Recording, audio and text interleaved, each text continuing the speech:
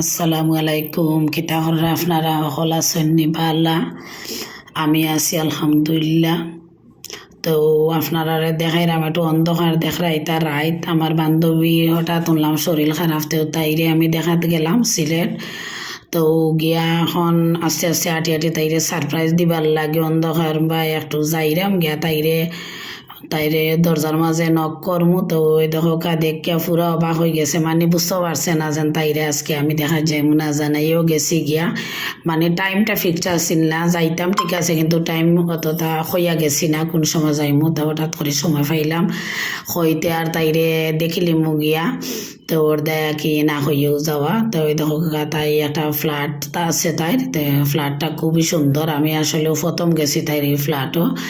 তো গিয়া দেখিয়া ভালো লাগছে, অনেক সময় গল্প সল্প করছি। আর তাই হঠাৎ তাই শরীর খারাপ হয়ে গেছে। তাই তো বাইরে তাকে তো আঁকতা আবহাওয়ার লগে মনে হয় এটা অবস্থা হয়েছে আর কি। আর একটু দৌড়াদৌড়ি ফেরেশানি করে বেড়ানি সবটা মিলাইয়া।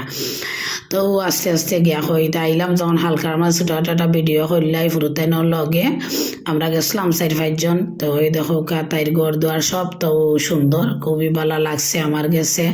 তাই কয় সুন্দর নি তাই ফ্ল্যাট, আমি অনেক সুন্দর তোর ফ্ল্যাট।